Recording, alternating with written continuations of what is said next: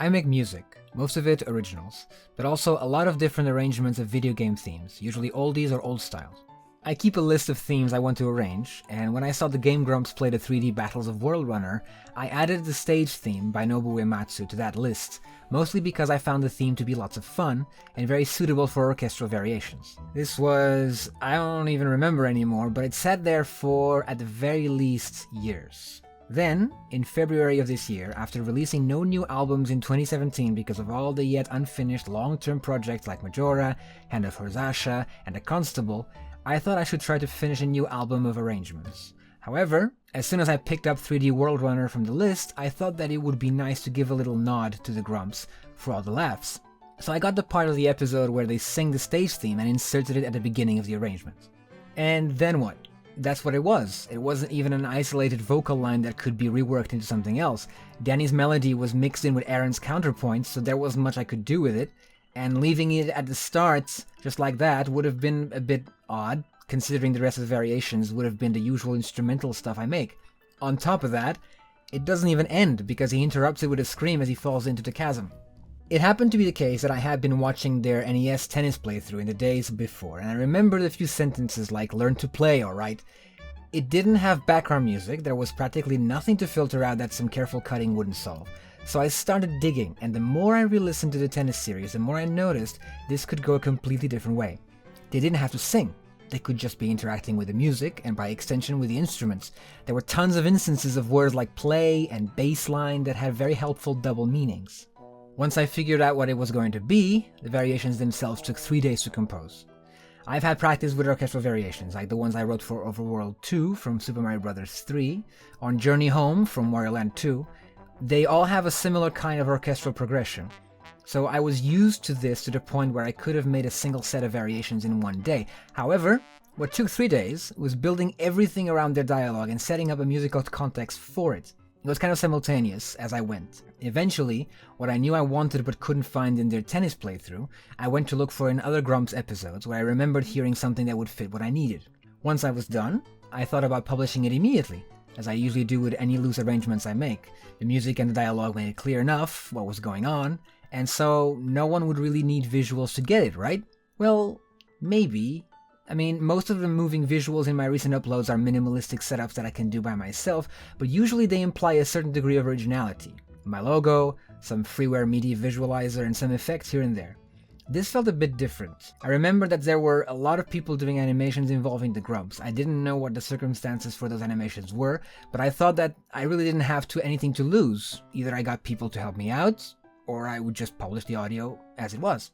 I built a chronological chart script with timestamps for the voice clips and any other relevant actions, extra columns for each Grump and what instrument they would be playing, when, and one last column for listing potential animators, to be filled in with sections of their choice, starting and ending at any timestamp that would suit them.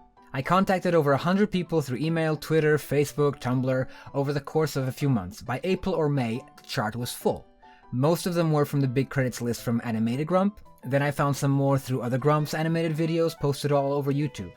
Of the over 100 that I contacted, about 60 responded, about 30 said yes, and then after a few hitches here and there, the final number landed at 22.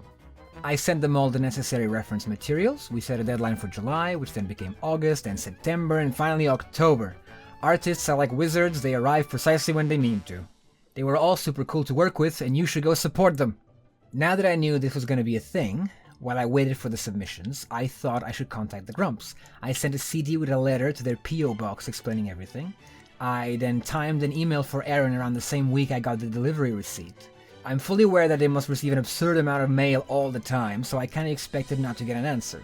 Later on, I also tried sending Vernon an email, to no avail.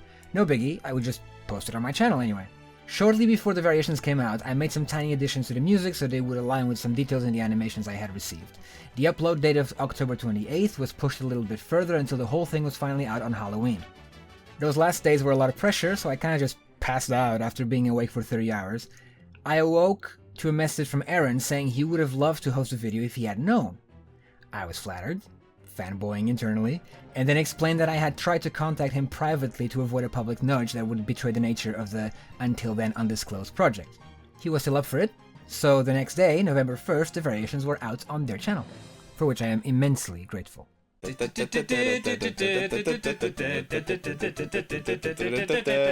A bunch of them. The vast majority are from tennis for NES. There's also Battle Kid, Breath of the Wild, Adventure of Link, Kirby's Dream Course, Lester the Unlikely, Yogi Bear, The Wacky World of Miniature Golf, and likely others I can't remember at this point, but the one that originated the whole idea was from the 3D Battles of World Runner, where the Grumps sing the stage theme. I know there's clips from other series, but I'd have to dive into a very big folder and try to tell the ones I used from the ones I didn't, not to mention that a few were found in compilations that matched the mood for which I needed a specific clip, like Positivity Grumps. I was honestly caught by surprise by the amount of requests for this. I've been working on opening a digital score shop at my website, but large projects like my Majora's Mask opera have been the main focus of my work on scores for the last few years. My engraver colleague Miguel Jesus and I will do our best to open the shop this year, if not this month, with that score for sale, along with other frequent requests like Bone Klezmer and F.A.Q for the King. Keep in mind that the larger the score, the more time and work it takes, and even more when separate parts are involved. Meanwhile, the Grump lullaby that plays during the credits is available for free in the description.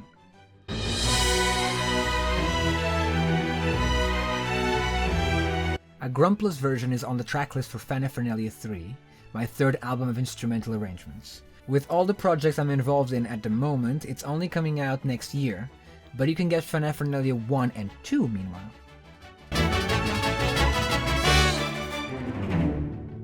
It's unlisted because the game Grumps offered to host it. As such, to prevent confusion, mine won't show on search inputs but will remain accessible through any posted links and also remain visible on my front page in the featured and arrangements playlists. Very easy to find.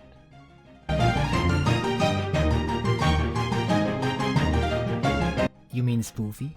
Sadly, I currently do not possess a large and consistent enough following for most of my stuff to be viable on Spotify or iTunes. The thing about streaming services is that you either have a large audience as you go in, or what you get from it just isn't sustainable for an artist. I have a somewhat wide variety of things I make, and so my limited audience is just as varied, and as such, just as uneven. The few uploads of mine that constitute a hit are few and far between, and relying on a service that would only give me a small percentage of an earning wouldn't work at this point in time. I use Bandcamp because they're by far the most fair distributor to the artists in my view. Maybe one day I can start using Spoofy, but I'll need a larger audience for that.